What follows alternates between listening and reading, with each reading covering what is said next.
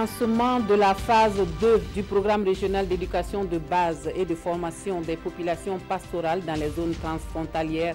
C'est un programme de la coopération suisse pour promouvoir l'élevage en Afrique de l'Ouest et pour une meilleure intégration socio-économique et politique dans les zones de transhumance. Et puis libération en Chine du prix Nobel de la paix. Le dissident chinois en prison depuis 2009 est libéré pour raisons médicales. Bonjour à tous et merci de suivre les actualités de la mi-journée sur la télévision du Burkina. Un très bon appétit si vous êtes à table. Tout de suite, on prend la direction de l'Est pour le lancement à Fadan-Gourmand de la deuxième phase du programme régional d'éducation de base et de formation des populations pastorales dans les zones transfrontalières. C'est un programme de la coopération suisse qui fait dans la promotion de l'élevage dans 7 pays de la sous-région et qui vise l'intégration dans les zones de transhumance et la réduction des conflits intercommunautaires. Mais d'abord, il faut passer par la case bilan. Aimé Douamba, Chantal Ouedraogo, Mahamadi Ouedraogo. Venus de 7 pays africains, ces acteurs et leurs partenaires révisent leurs mécanismes de lutte pour la promotion de l'éducation de base et de la formation professionnelle des populations pastorales mobiles. Cette rencontre de Fadan-Gourmand marque le lancement de la mise en œuvre effective de la deuxième phase du programme régional d'éducation et de formation des populations pastorales en zone transfrontalière. C'est un programme qui vise à renforcer la coopération transfrontalière entre les États sur des questions d'éducation. Ces offres éducatives sont vraiment des offres qui sont des offres de proximité et qui développent des contenus ou des programmes directement liés aux défis ou aux besoins des éleveurs. Pour les promoteurs, la première phase du programme exécuté en 2011 a connu un succès et cette deuxième phase s'inscrit dans la même dynamique avec de nouveaux défis. Tous les apprenants de la première phase sont maintenant en phase de formation professionnelle dans les métiers pastoraux.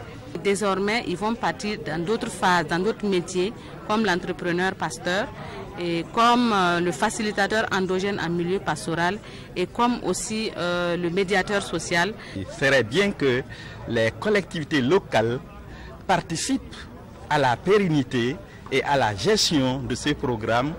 Financé par la coopération suisse, ce programme intervient dans 7 pays africains, le Bénin, le Burkina Faso, le Mali, la Mauritanie, le Niger, le Tchad et le Togo.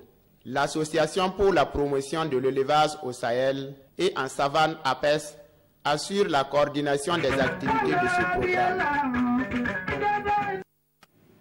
Autre point de l'actualité avec cette polémique à l'arrondissement 7 de Ouagadougou autour de l'élection d'un acteur de la société civile pour faire partie de la commission ad hoc chargée de superviser l'appurement du passif foncier urbain. Le choix ne semble pas faire l'unanimité au sein des associations et la grande majorité de ces organisations de la société civile dans l'arrondissement prend la parole pour des éclaircissements à la presse. Ibrahima Sombié, Zoubaviel David Dabiri. La mise en place de la commission ad hoc en charge de l'appurement du passif foncier urbain, une pomme de discorde entre les habitants de l'arrondissement 7 de Ouagadougou. Le choix porté par certaines associations de l'arrondissement sur la personne de Omar Baga n'est pas du goût de tout le monde. En témoigne la sortie à une date récente de 2 associations contestataires qui mettent en cause sa légitimité. Face à cette situation, les partisans de Omar Baga montent ici au créneau pour lui témoigner leur soutien. Lors de la rencontre au niveau de la mairie de l'arrondissement numéro 7, M.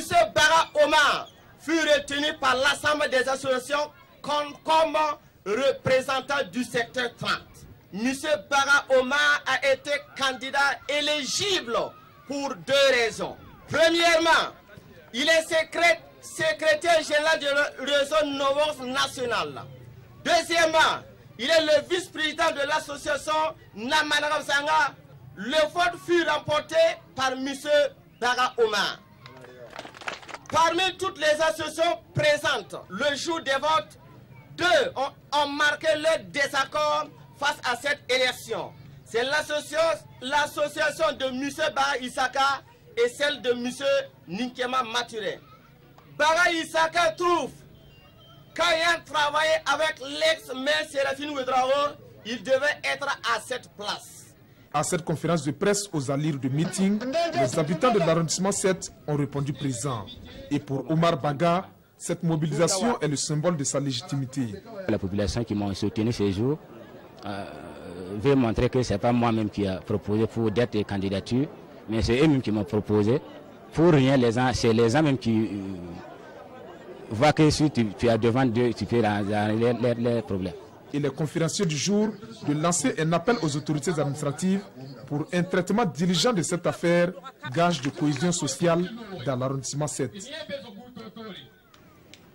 Et en santé, parlons de la journée mondiale de lutte contre la drépanocytose commémorée le 19 juin au Burkina Faso. La célébration de la journée offre l'opportunité pour une réflexion sur le dépistage précoce comme porte d'entrée pour une prise en charge efficace de la maladie. Une prise en charge qui fait véritablement défaut. Constat fait pour nous à Bobo-Dioulasso par Hassan Gourabou et Moussa Sanou.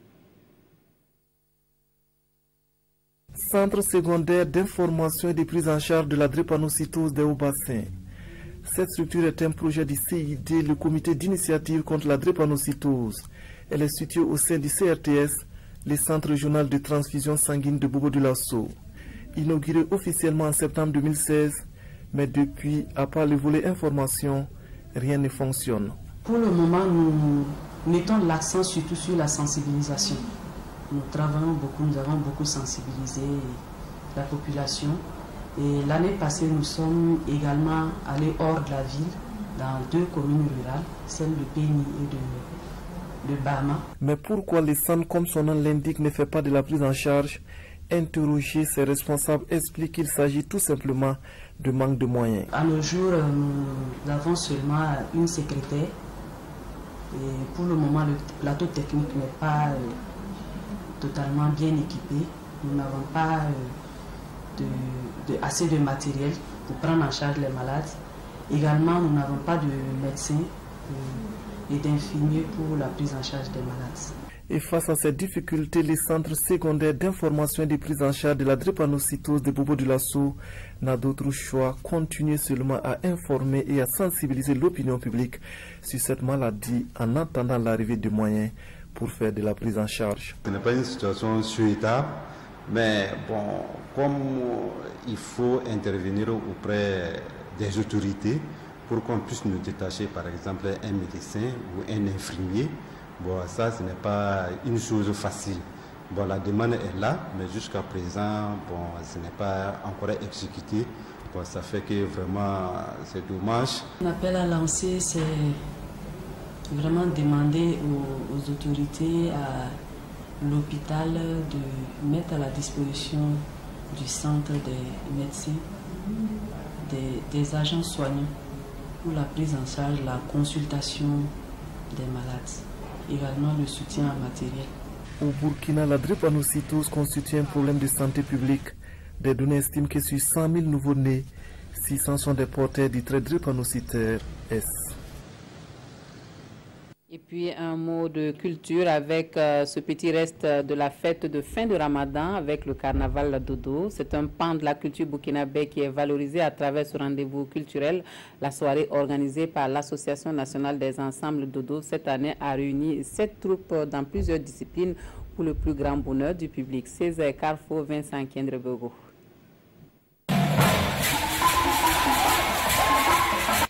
La troupe Ratamalagré du secteur 1 de Ouagadougou, championne de la compétition du carnaval Dodo 2017. Un carnaval qui a mis en compétition plusieurs troupes pour un spectacle au plaisir du public, mobilisé à la Maison du Peuple. Nous avons repris le carnaval, bon, c'était à nos ancêtres bien avant cela, avec pratiquement 45 ans et cela se fait à la Maison du Peuple ici. Voilà, nous avons commencé dans la cour du Mogo-Naba et actuellement nous sommes à la Maison du Peuple. Chaque année nous récidivons. Bon, je pense que cette année, bon, c'est l'une des meilleures en tout cas. La salle était comblée. Et si vous arrivez à réunir autant de monde qui aime une chose, c'est que vraiment le pari est gagné. Lancé depuis 1972, le carnaval Dodo tient depuis ses promesses chaque année.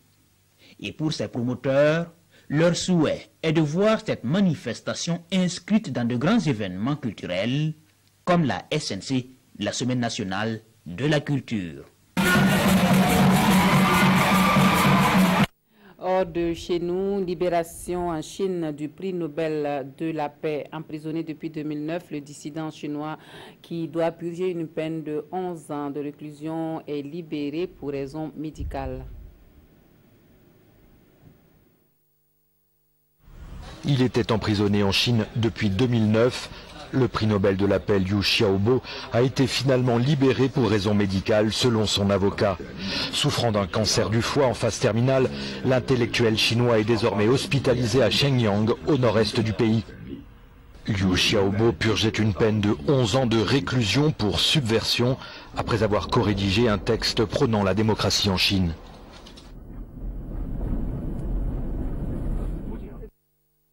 Kurdes et arabes appuyés par les forces de la coalition internationale pénètrent à Raqqa et les combats s'intensifient. Les forces anti-djihadistes reprennent le quartier ouest de la ville, bastion de l'État islamique.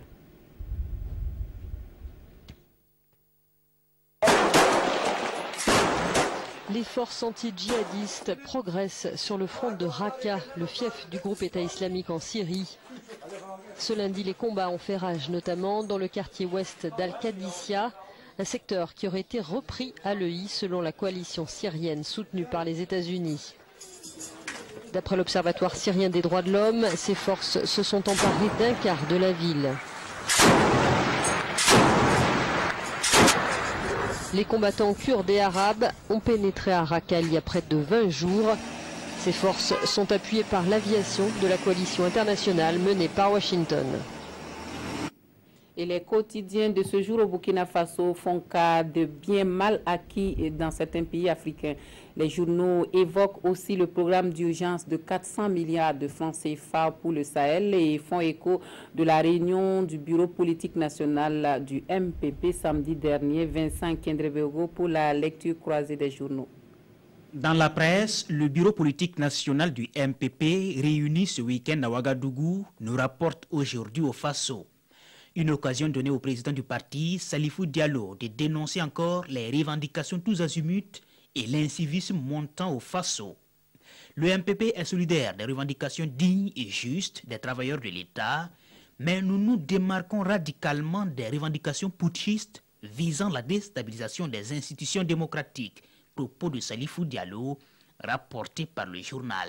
Programme d'urgence pour le Sahel que le dromadaire annoncé n'arrive pas avec une bosse cassée, titre le pays, à propos de cette mesure du gouvernement d'investir 400 milliards de francs CFA en 5 ans dans le Sahel. Une situation qui se comprend, selon le journal, car de la précarité des régions, le cas du Sahel semble prononcé. Et le journal de suggérer 3 principes qui doivent gouverner la mise en œuvre de cette mesure. D'abord, il faut mettre un point d'honneur à la tenue de cet engagement.